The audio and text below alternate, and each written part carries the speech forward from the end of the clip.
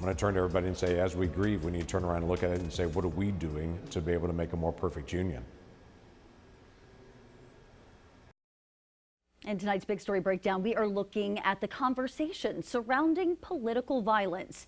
This comes as a manhunt is still underway for the shooter who killed Charlie Kirk during an event at Utah Valley University. Just within the last few hours, the FBI released new pictures of the person of interest. Take a look here. They show a man wearing dark jeans, a black long sleeve shirt, a black hat and sunglasses. Investigators say he jumped off a building, ran into a neighborhood after the shooting. According to the FBI, the shooter used a high-powered bolt-action rifle, which was recovered hidden in a wooded area. Tonight, Vice President J.D. Vance and his wife paying their respects to Kirk's family and his wife. The Vice President traveled to Salt Lake City earlier today to meet with Kirk's family and close friends. Tonight, Vance escorted Kirk's casket to Phoenix, Arizona. Video shows him placing a hand on the casket as it's loaded onto Air Force Two. He then flew with Kirk's wife and children to Phoenix, where Kirk lived. Vance called Kirk a true friend in an online tribute.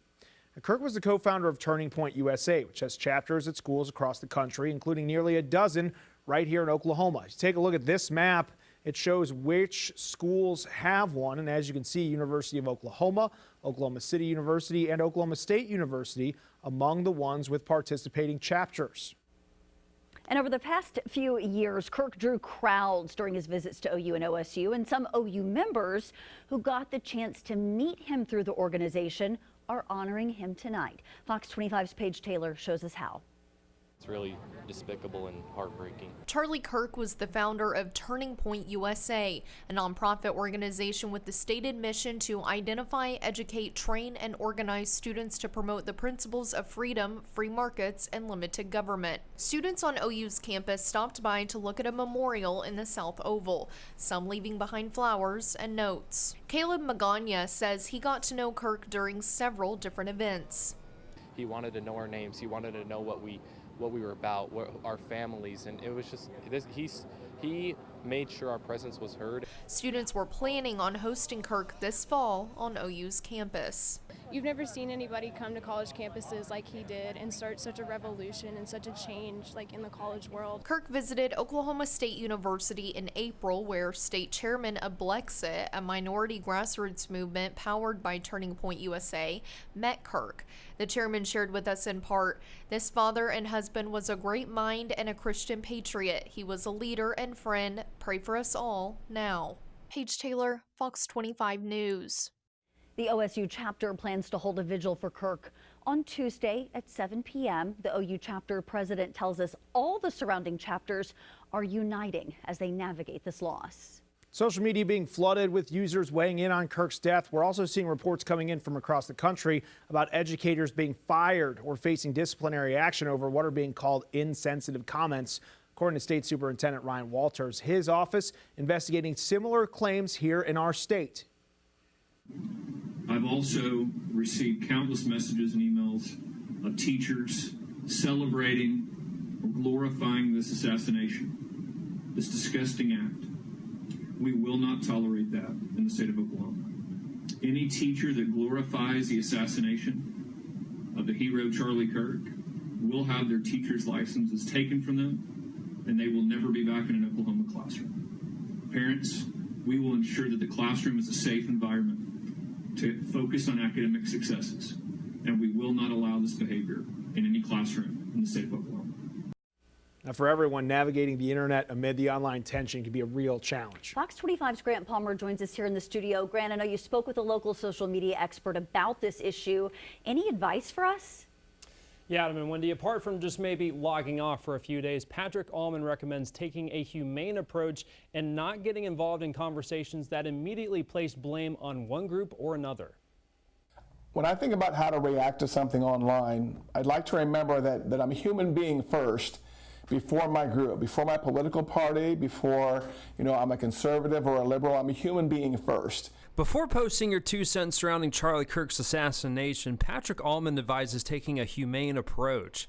This comes as folks are receiving backlash for their social media posts celebrating Kirk's death. Pay attention to the conversations you're participating in online and be very careful of the ones where one group is, again, instantly wants to blame another group. Allman says this goes for both sides of the aisle. For people that are, live in their political identity, I would remind them that we can't keep doing this tit for tat, this ramping up, this retribution back and forth, because it's only going to escalate. Another concern we're hearing is how easily accessible the gruesome video showing Kirk's death is for all to view, including younger children. Because of this, Allman recommends parents taking this approach when talking to their kids about the shooting. This is what happened yesterday. There are videos of this online. I would rather you not see them, but if you do see them, come and talk to me. But again, I would just like to remind parents that unfortunately they're probably going to see it even with all the parental controls in place. Allman adds this could be a teaching moment to show kids some mediation and communication skills so that later on in their lives, conflicts of their own don't escalate to violence. Reporting in studio, Grant Palmer, Fox 25 News. Great, thank you. And some online platforms are also weighing how to handle the videos and posts circulating about Kirk's death. TikTok says it'll remove videos that show close-up views of the shooting. It will also remove search terms like raw video footage and actual incident footage that were popping up as suggested terms. Online gaming platform Roblox says it plans to remove, or it is removing, more than 100 experiences or user-generated games related to the shooting. They've done that as of this afternoon.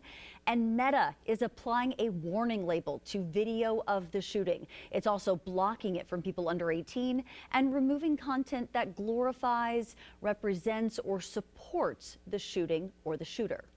Charlie Kirk's death renewing concerns about political figures' safety nationally and locally. Fox 25's Brenna Rose spoke with State Senator Ali Seyfried about the challenges this incident's bringing to light.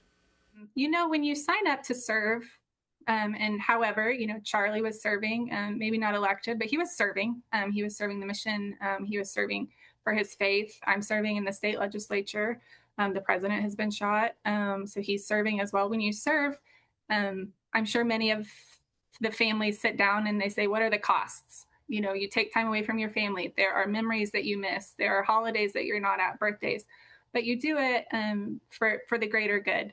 You should never have to weigh whether your loved one will come back from their time serving. And so it is difficult, but I think you can't let that dissuade you. I'm incredibly sad, and I will be sad for many days, and my life will be changed because of this. But for me, I hold true to the values and why I'm serving, and it's because I love the people of Rogers County. I love Oklahomans, and I'm not going to let violence or hatred take that away. And I don't think that the people who elected me want that.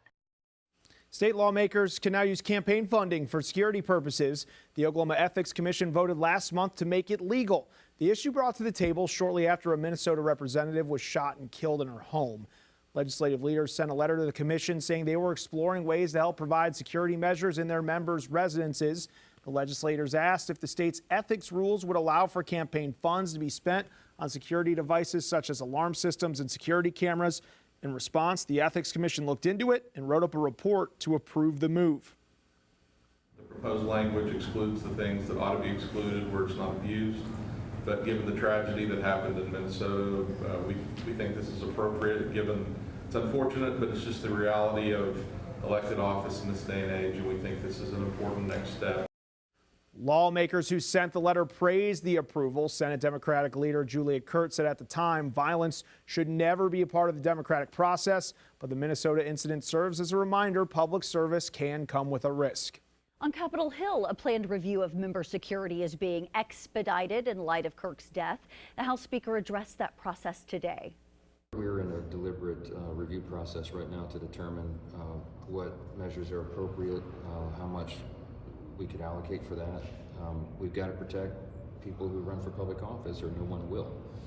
And that's heavy on our hearts and minds as we also, work through the trauma of what happened yesterday.